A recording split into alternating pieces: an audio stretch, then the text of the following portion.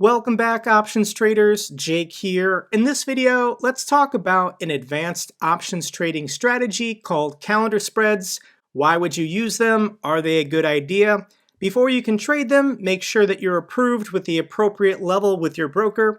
With my broker, this is level 2 for long calendar and diagonal spreads.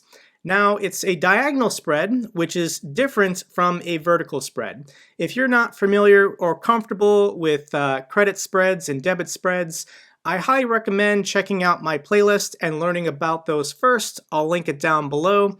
But the difference between a vertical spread and a diagonal or calendar spread is with a vertical spread, you're buying and selling contracts, calls or puts, with the same expiration dates but different strike prices.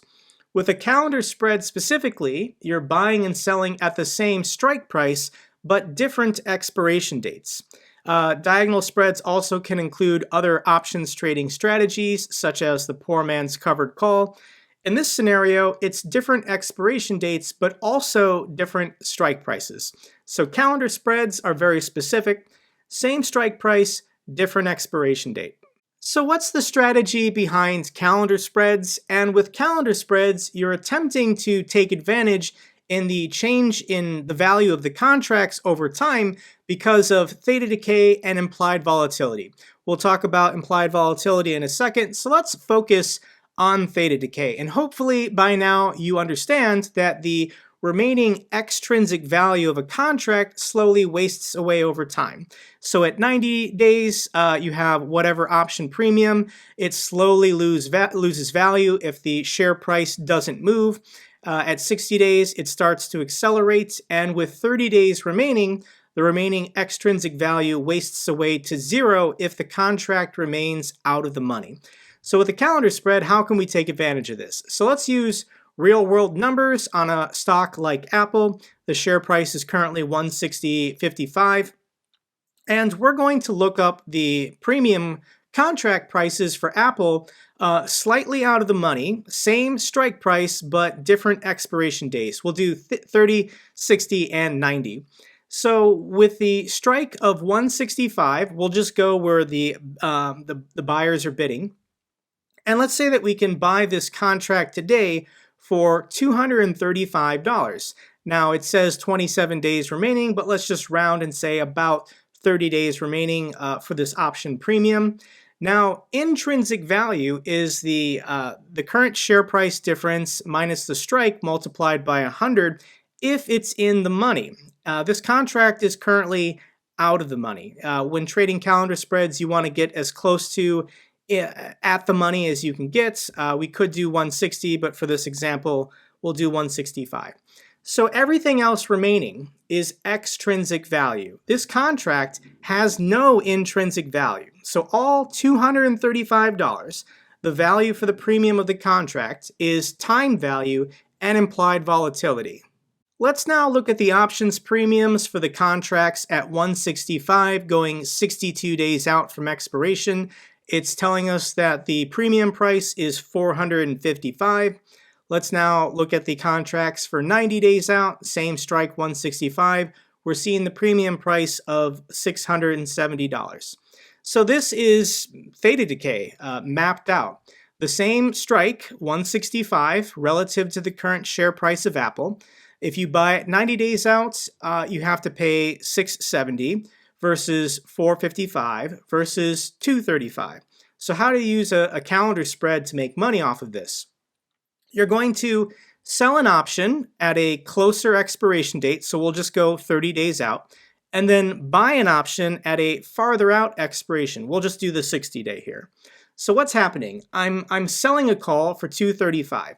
Now, if I wasn't also buying a call, this is a naked call. This is very high risk because your theoretical loss is unlimited as the share price of Apple goes up. Your broker doesn't usually allow you to sell naked calls. So by buying a call at the same strike at a further out expiration, you're covering yourself in the event that this trade goes really south on you here.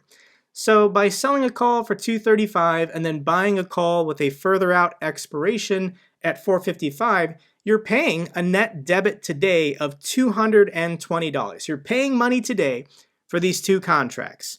Cool. So how do you make money? So we'll have to make some assumptions here and assume that implied volatility over the next 30 days will stay exactly the same and that Apple's share price at expiration 30 days later will also stay the same. So the contract that you sold for $235, the remaining extrinsic value is going to waste away to $0. And the call that you bought at $455 is going to waste away to $235. All other constraints here are held constant for this example. So the call we sold is now worthless, expires worthless, and the call we bought is worth $235. So we can just sell to close it.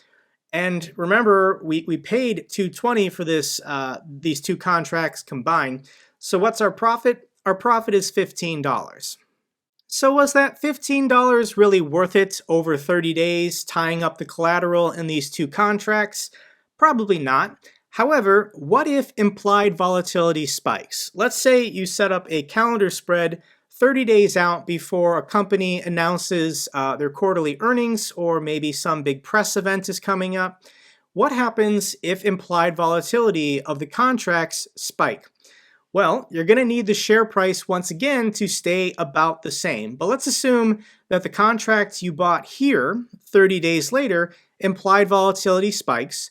The premium for the contract goes up to $300. Now, as long as that first contract expires worthless out of the money still, this one is now more valuable. So the call that you bought, you can sell to close. Once again, you still paid $220 originally, but now your profit is $80. Implied volatility can be your friend. But the same is true in the opposite direction. What if when you opened this trade, implied volatility was slightly higher, and over the next 30 days, implied volatility went down? In that scenario, you might not make any profit on this trade. So this is a risk associated with calendar spreads trying to capitalize on the movement of implied volatility. And if by now you think you understand the basic strategy of a calendar spread, let me just point out to you the oxymoron here of why would you hope for IV to spike and for the share price not to move? This is an oxymoron. If implied volatility goes up, then that means the share price is jumping around. Hoping that it just stays at the same strike as the day you bought it doesn't really seem like a realistic goal. Here is the profit and loss diagram for calendar spreads, and you should immediately recognize here that your ability to make a profit is very small. This is a very narrow range. And the reason why is because you're going to have two break-even prices that are very narrow, and if the share price of the company moves in the lower direction or the higher direction, you're a loser. I'll explain to you in a second how you lose on both ends of this trade if the share price moves at all. But in addition, this is a debit. There's a break-even price here. With the Apple example, our opportunity for profit was only $15. So how do you lose money on a vertical spread going in both directions? I can explain this like this. Let's say you go with that strike of 165 and Apple's share price shoots up. What happens to the two contracts that you bought? Well, the call that you bought is gaining in value. That's pretty good, right?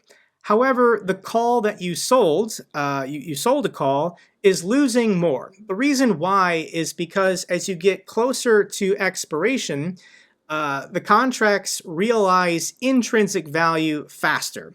Your delta is much higher in the money closer to expiration. So your call is gaining because you bought a call. Yes, it's still gaining. But the call that you sold, if it's now in the money, is losing faster. So if Apple's share price goes up, you're going to lose money. So what happens if Apple's share price goes in the other direction and the share price falls? Well, in this scenario, you sold a call, which is nice. You're going to be making money as the share price of Apple goes down. The remaining extrinsic value of the call you sold is wasting away faster as it gets further out of the money. However, you bought a call. You bought a call for a higher premium, and because the share price is going down, that's also losing you money. So even if they move at the same percentages, just remember that that call that we bought at the further out expiration is worth more to us, and the call that we sold is worth less. So Once again, if Apple's share price goes up, we're losing money. If it goes down, we're losing money. If implied volatility goes down, we're losing money. Yeah, calendar spreads, in my opinion, just don't seem like a good idea. There's so many other great options trading strategies like credit spreads, debit spreads, and even other kinds of diagonal spreads like the poor man's covered call. I honestly would recommend all of these other options trading strategies before calendar spreads, but perhaps I'm missing something and you guys know something I don't. In the event you do, let me know in a comment down below what exactly I'm missing about this options trading strategy. If you like this video, give me a thumbs up, really helps out the channel. Till the next video, guys, take care.